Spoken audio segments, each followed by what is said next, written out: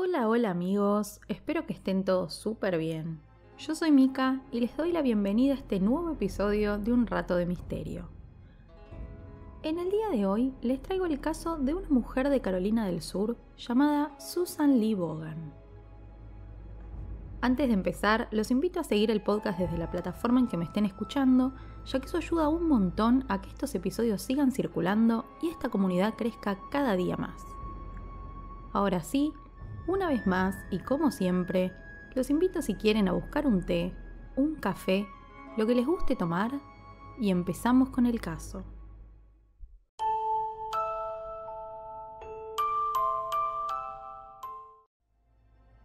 La protagonista de la historia de hoy es una mujer llamada Susan Lee Vaughan Smith. Y como me gusta hacer al presentarles un nuevo caso, quiero arrancar contándoles un poco sobre su vida. Susan nació en 1971 en Carolina del Sur y fue la tercera hija de Linda y Harry Vaughan. La infancia de esta mujer estuvo marcada por la tragedia. Cuando tenía tan solo 7 años, su padre se suicidó pocas semanas después de que su esposa le pidiera el divorcio. Y este hecho marcó a sus hijos de por vida. Poco tiempo después del suicidio, la madre de Susan empezó a salir con un hombre muy adinerado llamado Beverly Russell. Y unos meses después, ya estaba casada y viviendo en la mansión de su nuevo marido. Este cambio de vida fue muy difícil para Susan. Y luego de un par de años viviendo en el lugar, intentó suicidarse. La situación empeoró al cumplir los 16 años, cuando el marido de su madre empezó a abusar sexualmente de ella. Si bien Susan denunció a este hombre ante la justicia, no pasó demasiado. Lo alojaron de la casa por un tiempo y cuando regresó, el martirio de la joven fue aún mayor porque los abusos no pararon, pero ahora se le sumaban los castigos de su madre y su padrastro por haber hecho pública la situación y arruinar, entre comillas, la reputación de la familia. Para 1988, Susan ya tenía 17 años, trabajaba en un almacén local y mantenía relaciones con 2 compañeros de trabajo, uno de su edad y un hombre mayor que estaba casado. Cuando este último decidió terminar la relación con Susan, ella intentó nuevamente quitarse la vida, pero fue rescatada por un equipo de médicos. Un año después, Susan iniciaría su primera relación seria con un compañero llamado David Smith, que a su vez era un ex compañero de colegio. En 1991, Susan descubre que está embarazada y entonces la pareja decide casarse, a pesar de que su relación era bastante problemática. El 10 de octubre del 91 nace Michael, el primer hijo del matrimonio, y a partir de ese momento, los problemas se hicieron cada vez más grandes al punto en que, 6 meses después, decidieron separarse. Sin embargo, seguían viéndose de vez en cuando, y así es como, en noviembre del 92, Susan queda embarazada por segunda vez, lo cual hizo que David volviera a casa e intentaran retomar la relación. El 5 de agosto de 1993 nace Alexander, el segundo hijo de la pareja, y a las pocas semanas, David decide abandonar el hogar familiar de una vez y para siempre.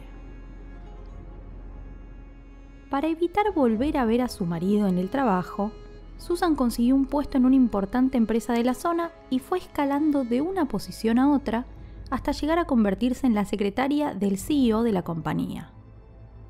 Es en este lugar que conoce a Tom Findlay, el hijo de su jefe, y para 1994 empiezan a salir ocasionalmente. Pero había un problema con esta relación, y era que mientras Susan soñaba con casarse con Tom, el hombre no tenía demasiado interés en perseguir algo serio con ella. De hecho, llevaba algunos meses tratando de romper el vínculo con Susan, pero no encontraba la forma. En octubre de ese mismo año se decidió y le mandó una carta explicándole que no quería salir más con ella.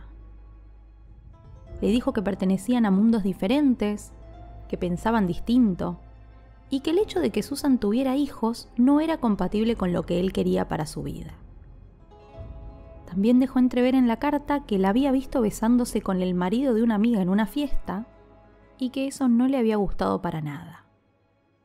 De todas formas, igual la halagó por su forma de ser y le agradeció el tiempo compartido.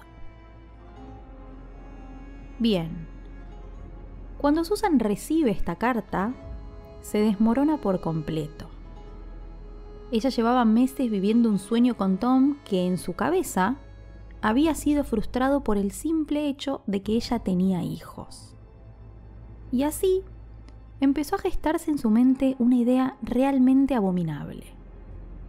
Pero antes intentó recuperar a Tom de otras maneras. Cuando apenas se separan, Susan se empieza a ver con David, que todavía era su marido legalmente. Pero además se veía con su jefe, el papá de Tom, y había retomado el vínculo con su padrastro, a pesar de que los abusos sexuales seguían.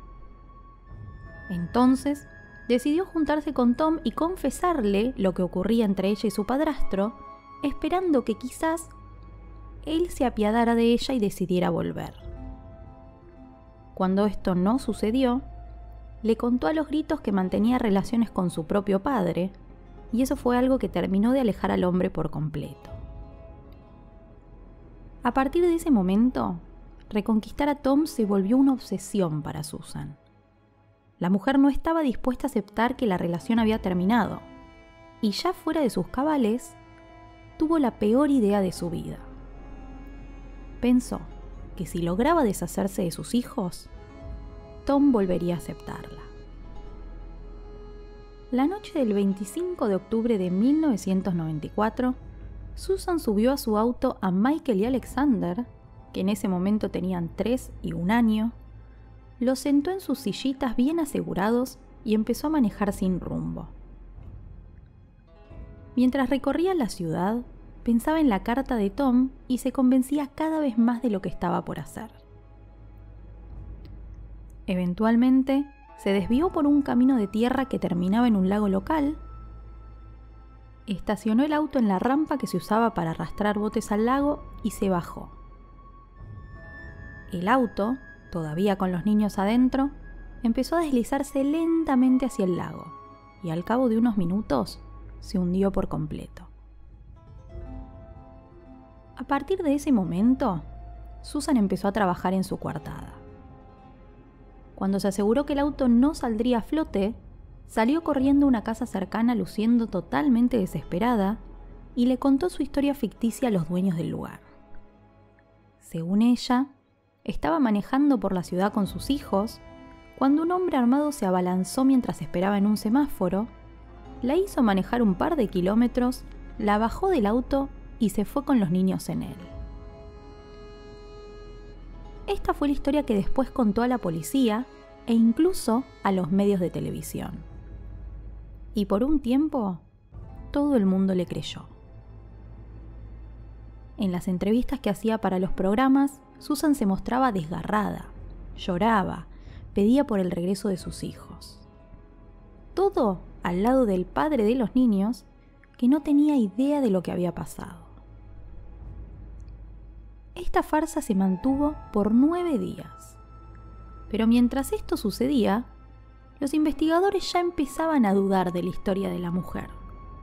Solo que necesitaban pruebas. Con el correr de los días, Susan se empezó a pisar en los interrogatorios, diciendo cosas que se contradecían entre sí. La policía le hizo someterse a una prueba del polígrafo, al igual que a David, y mientras que la de él salió perfecta, la de ella no fue concluyente. Llegó un momento en el que nada de lo que Susan decía podía ser corroborado. Cuando la policía ya estaba segura de que la mujer mentía, decidió directamente enfrentarla. Y ella, que se vio acorralada, confesó todo.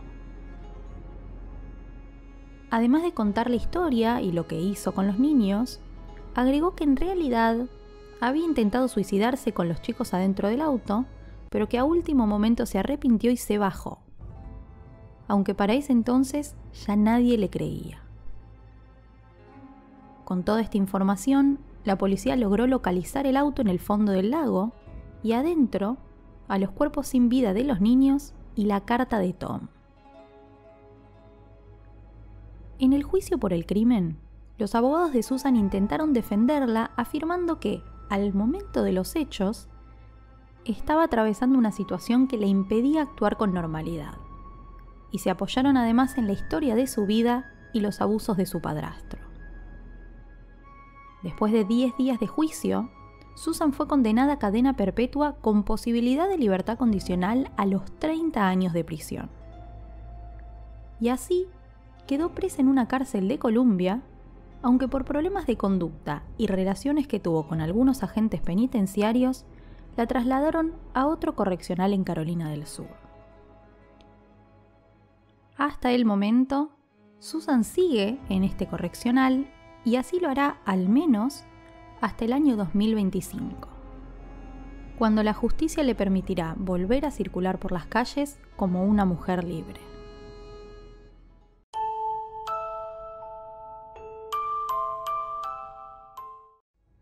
Espero que les haya gustado este nuevo episodio del podcast y les agradezco por haber llegado hasta acá. Si quieren, pueden apoyar esta producción desde cafecito.app/Un Rato de Misterio y también suscribiéndose, dando like o compartiendo su episodio preferido con otras personas. Queridos amigos, eso ha sido todo por hoy. Les mando un beso grande y los despido hasta el próximo episodio.